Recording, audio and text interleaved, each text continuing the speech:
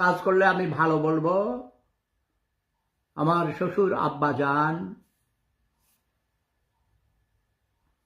জনাব তারেক রহমানের একমাত্র কন্যা জাইমা রহমান কিন্তু আমার 3 নম্বর বউ। ওকে, ওটা জাইমা রহমান নিজেও জানে, আজকে থেকে না, অনেক আগে থেকেই সে আমার নাতিন ছিল, এখন আমার বউ হয়েছে।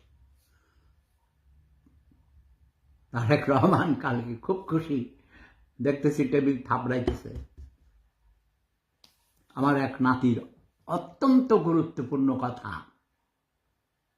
গত 55 বছরে যেই কথা কোনো পার্লামেন্টে অথবা বাহিরেও কোথাও এমন করে কেউ প্রকাশ করেনি, সহজ সরল ভাষায় রাজাকার আল বদর আল শামসদের মুখে জুতা মেরেছে একটি মাত্র শব্দ, সেন্টেন্স।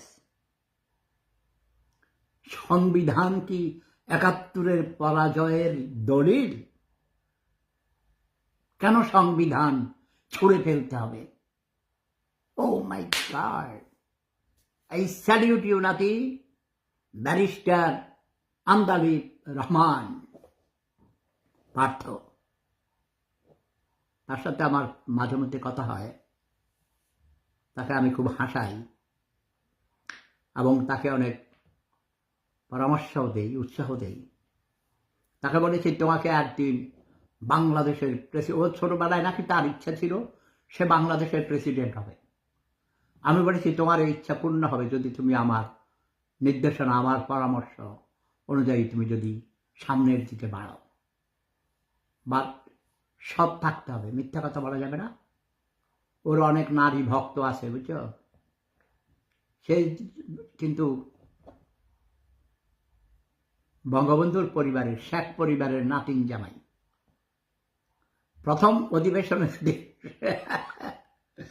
অধিবেশন সম্পর্কে সে বলছে যে আজকে অনেক ভালো লাগছে, সংসদে কোনো স্বৈরাচার নেই এবং স্বৈরাচার নেই, স্বৈরাচার দোষরও নাই, এমনটি বুঝাইছে।